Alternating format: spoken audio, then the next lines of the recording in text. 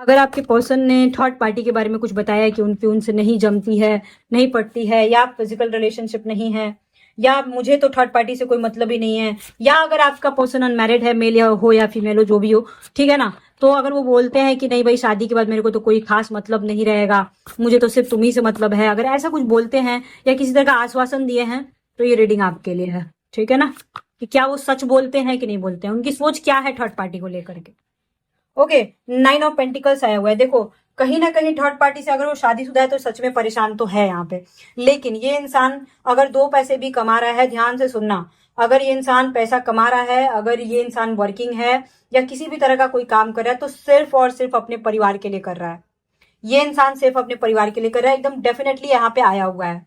ठीक है ना। और देखो, कितना भी मेंटली डिस्टर्ब है, कितना भी कोई भी दबाव है, लेकिन ये काम तो अपने परिवार के लिए कर रहा है, ये जान लो क्लियर कट।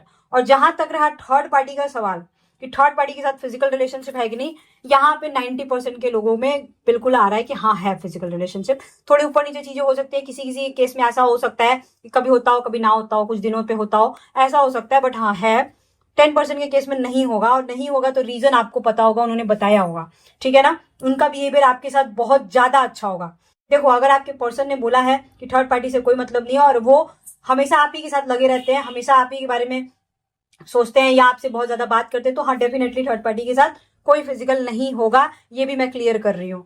बट हाँ, जितनी बातें वो थर्ड पार्टी को लेके बताते हैं, यहाँ पे ऑलमोस्ट सच आ रहा है, सही आ रहा है। ठीक है ना, और चीजें हैं उनके जैसी हैं, यहाँ पे आ रहा है। और जहां तक रहा, मान के चलो आपका पर्सन अनमैरिड है और वो बोलता है कि शादी के बाद भाई मैं मतलब रखूंगा, उससे कोई मतलब नहीं रहेगा। देखो, डेफिनेटली ये इंसान शादी के बाद आपसे मतलब रखेगा ही रखेगा, कंफर्म आ रहा है। ठीक है, लेकिन अगर इसने ये बोला कि थर्ड पार्टी से कोई मतलब नहीं रहेगा, तो ये इंसान फिर आपको चूतिया बना रहा है। डेफिनेटली मतलब रहेगा कि पैसा कमा ही रहा है अपने परिवार के लिए।